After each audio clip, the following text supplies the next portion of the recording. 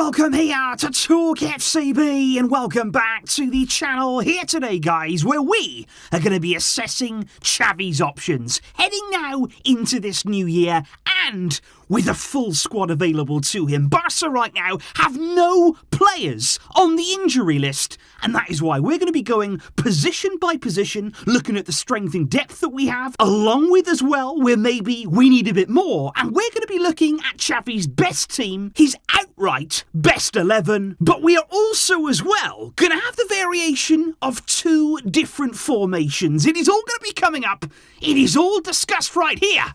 So let's do it. Because if we kick straight off with the goalkeeping situation at Barca, that is very, very clear and simple. Marc-Andre ter Stegen is the outright number one for Xavi and will continue, of course, to be so for the remainder of the season at least. But we do have as well Iñaki Peña. He is the number two goalkeeper right now. And what you'd say they're looking into the new year is that he should get more opportunities. There should be more cup competitions, more opportunities for him to get minutes in the first team to show his quality. Then we move to left back, and this is where it starts to get interesting now in our defence, because for me, going into the new year, our number one left back, it is still Alejandro Balde. I think the start of the season that he had, as well as what he's gone on to show now, of course, for his country at the World Cup, he has the quality, he has the potential, and we must keep seeing that on a consistent basis. Jordi Alba, he's upped his game. I think he has stepped up there after being dropped from Xavi's team, and he is a very, very close second option. I think the two of those should be sharing left-back responsibilities for the rest of the season, and for me, Marcos Alonso,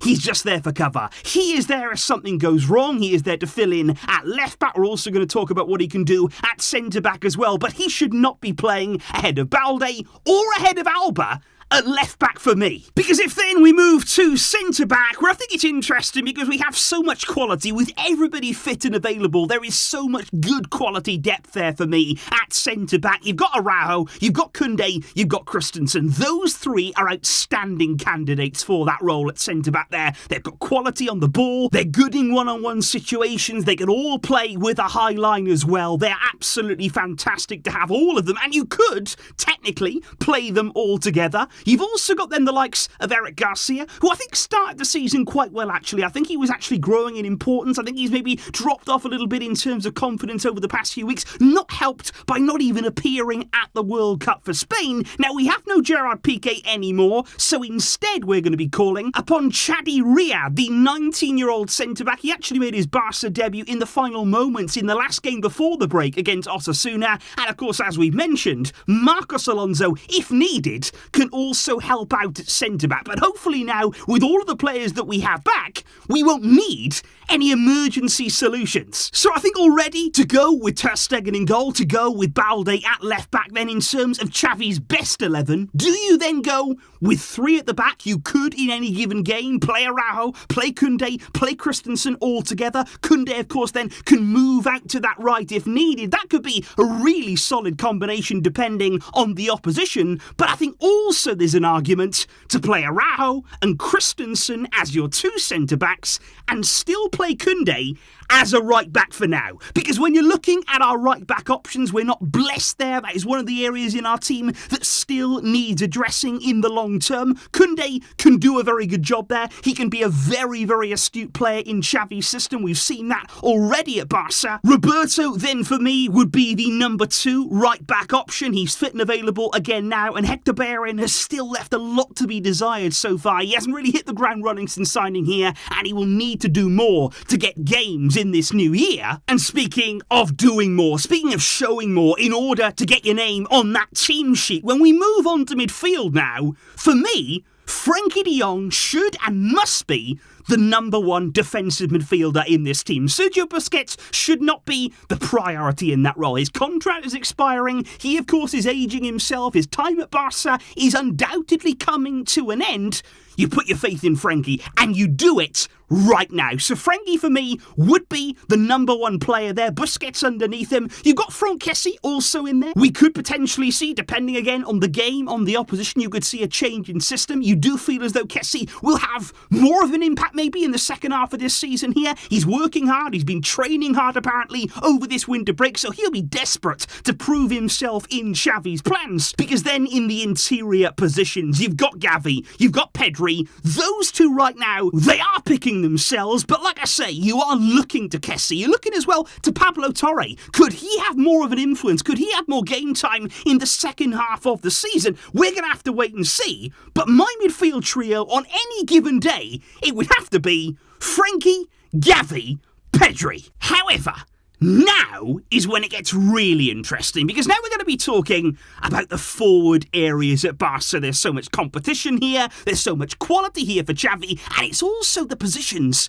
you've got to get right. And especially now in this new year, we've got to try and see combinations. We have to try and see a front three that has cohesion and understanding and a connection between all three of them, and you want to see it regularly. So of course we start with the number 9 role. That is quite obvious. That is a simple choice there for Xavi. It's going to be Robert Lewandowski. Obviously right now, it's not ideal because he's suspended for 3 games, but there are other players too who can play if needed down the middle. You've got Memphis Depay who can operate in that area. We've seen it as well at the World Cup just now. Ferran Torres as well is capable of playing down the middle, and so is Ansu Fati. So we do have players here who are versatile across that front three. I think on the right side then, we have found ourselves in a situation at Barca whereby so many of our forwards naturally want to play on that right side. Dembele plays much better on that right wing. Yes, he can play over to the left, but on the right, he's a different player. Rafinha can only play there. You don't want to play him on the left-hand side.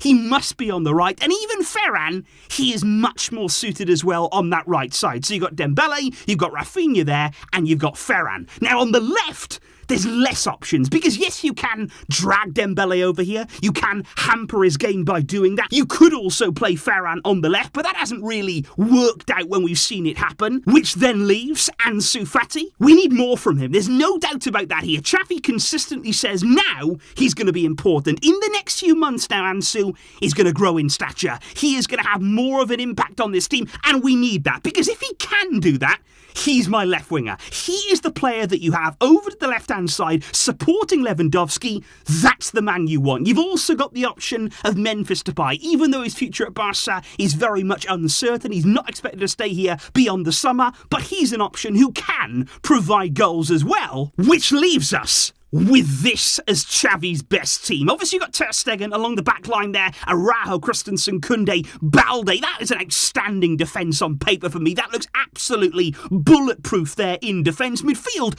looks phenomenal as well. The dynamic players in that midfield, outstanding.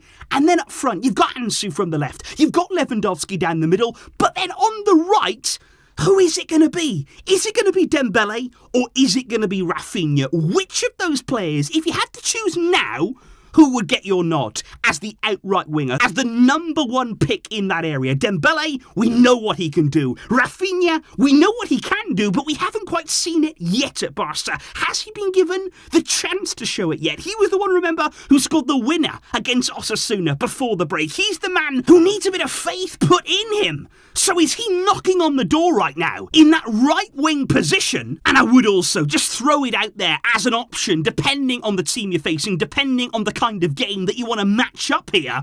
What about 3 at the back? Because I think that could work as well if you played Araujo, Koundé and Christensen all together, and then maybe could Rafinha be used not as a wing back, because he's going to spend more of his time going forward, but he is somebody there who can help out defensively. He has been used in that role in the past at Leeds. You've got Balde on the other side, who's unbelievable going forward. You've still got that trio. Then you could either play Dembele next to Lewandowski there, the two of them, and Dembele bombing in behind as he would like to do, or you could play Ansu, play him more centrally, directly alongside Lewandowski, and that's a solution too for Xavi there. If you want to go with a 3, if you want to push players forward then in those wider areas, still keep that midfield and have those 2 forwards nice and close together so they can combine, so they can strike up a bit of an understanding. And this is what I mean right now. This is why I'm excited about Barca's return. This is why I'm looking at Xavi right now and I'm thinking, okay, you've got options. You've got a squad of players now that can compete, that can provide quality from all different areas. This is what we waited for. This was the squad that we built in the summer. And finally now, we should get to fully experience it. And so indeed, guys, what I would really like to see now in the comments down below is what you think. What would your ideal 11 be? If you had to pick a team there that you saw not only in the present, but also now building for a future at Barca, building something that could be very special, who makes your team? What players do you have confidence in here to really grow and flourish in this Barca shirt? Please do let me know all of your thoughts down below. I will see you soon with more videos. There's going to be lots more coming up as we get ready for Barca's return.